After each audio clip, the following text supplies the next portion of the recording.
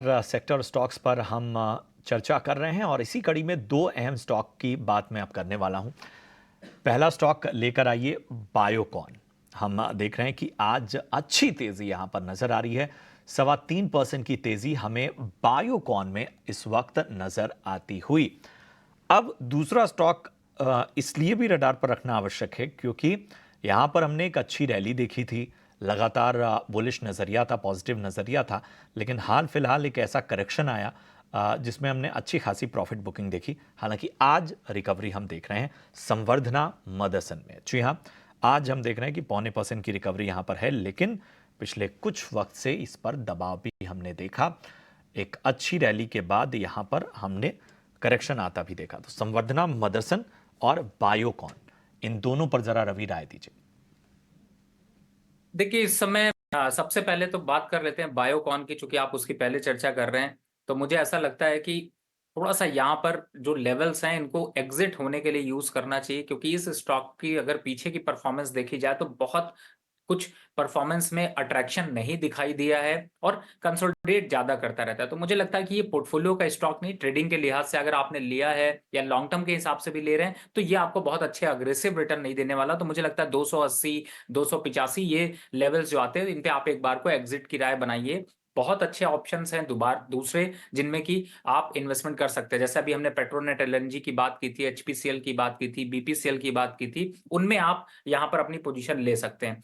दूसरी तरफ अगर इस समय मदरसन को भी देखते हैं तो उसमें भी कुछ हालात ऐसे ही हैं, और आपने बिल्कुल क्लियर बोला कि ये पुल बैक आया है लेकिन ये सस्टेनेबल नहीं है। मुझे ऐसा लगता है 118 120 125 मैक्सिमम दिखाई देगा, उनके आसपास आते ही स्टॉक थक जाएगा। तो बेटर है कि हम अपनी पोजीशन को स्विच कर लें किसी दूसरे स्टॉक्स में। अब दूसरे स्टॉक की तरफ जाते हैं तो आज चूंकि ऑयल मार्केटिंग कंपनीज ज्यादा अच्छी चल रही हैं तो आप आईओसी इसके पास आसपास ले सकते हैं। अगर आप आईओसी में नहीं जाना चाहते हैं, इससे दूसरे स्टॉक्स में जाना चाहते हो, तो अभी हमने एनएमडीसी की चर्चा करी, आप उसको खरीदारी कर सकते हैं। तो दो अनदर ऑप्शंस हैं, लेकिन बट फिलहाल इन दोनों काउंटर से एक बार एग्जिट होने की राय।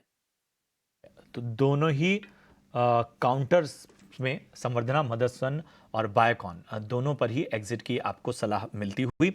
चलिए, केमिकल सेक्टर में आज जो तेजी है वो देखने लायक है।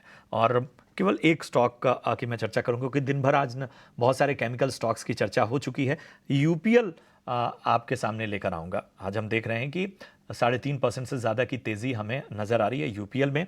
और इसके साथ मैं जोड़ देता हूं एक दूसरे स्टॉक को, गेल को। गिरावट नज़र आ रही है। हालांकि पिछले 5 ट्रेडिंग सेशन में 7.25% आगा भी है ये स्टॉक का। तो गेल इंडिया और इसके साथ ही यूपीएल, इन दोनों पर नीलेश जी आपसे व्यू चाहेंगे। बताइए, कोई ट्रेड बन रहा है क्या?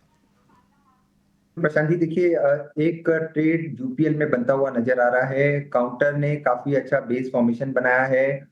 मल्टीपल सपोर्ट इस पर्टिकुलर काउंटर ने लिया लगभग 450 के आसपास, और अब एक फ्रेश ब्रेकआउट आज के सेशन में हमें देखने को मिल रहा है विद गुड गुड वॉल्यूम। और 500 के लेवल ब्रीच हुए हैं और ऊपरी स्तरों पर 520 और 530 तक के लेवल के लिए यहाँ पे शॉर्ट टर्म के लिहाज से खरीदारी करके चल सकते हैं। थोड़ी सी डिप मिले तो रिस्क एंड रिवॉर्ड और भी फेवरेबल होंगे। 495 का स्टॉप लॉस होगा। 520 तो शॉर्ट टर्म के लिए ऐसे होगा, बट मेरे ख्याल से अगर 500 के ऊपर अगर ये टिकता है तब 540 तक के भी लेवल यहाँ पे देखने को मिल सकते हैं। वहीं दूसरी ओर गैस अथॉरिटी ऑफ इंडिया गेल, इस पर्टिकुलर काउंटर में भी लगातार हम एक तरफा तेजी देख रहे हैं। एक सेक्युलर अपट्रेंड में रहा है ये पर्टिकुलर काउंटर, और अगर थोड़ी और मुनाफा वसूली यहाँ पे होती है तब ये एक अच्छे रिस्क एंड रिवॉर्ड नजर आएगा। 195 198 के जोन में अगर ये आता है तब वहां पे लॉन्ग करके चल सकते हैं। 190 के नीचे का स्टॉप लॉस रख के काउंटर में पोटेंशियल है कि 220 और 230 तक के लेवल ऊपरी स्तरों पर दिखा सकता है। तो स्ट्रक्चर वाइज दोनों ही स्ट्रक्चर पॉजिटिव नजर आ रहे हैं।